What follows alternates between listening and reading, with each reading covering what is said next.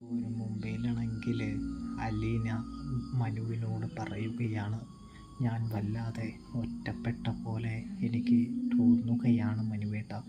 ഞാൻ വളരെ സങ്കടത്തിലാണ് എന്ന് പറയുന്നത് കാണാൻ കഴിയുന്നുണ്ട്, സാധിക്കുന്നുണ്ട്. എല്ലാം ശരിയാകുമെന്നേ, നീ ഒന്നും ഓർത്ത് പേടിക്കേണ്ട അലീന എന്ന് പറഞ്ഞുകൊണ്ട് നമ്മുടെ മനു ആണെങ്കിൽ അലീനയ്ക്ക് ധൈര്യം കൊടുക്കുന്നുണ്ട് എന്ന് കാണാനായിട്ട് സാധിക്കും. തുടർന്ന് നമ്മുടെ അലീനയാണെങ്കിൽ തൻ്റെ സഹോദരങ്ങളെ വീട്ടിലേക്ക് വിളിക്കുകയാണ്.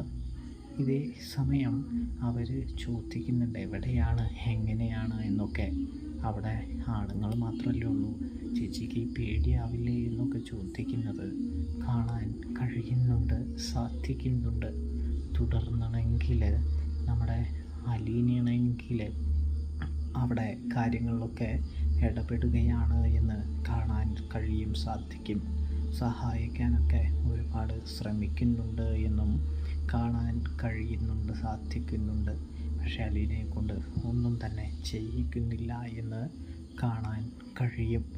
ഇതേ സമയമാണെങ്കിൽ നമ്മുടെ ബാലചന്ദ്രൻ തിരികെ കടപ്പാട്ടൂർ വീട്ടിൽ വന്നെത്തുകയാണ്.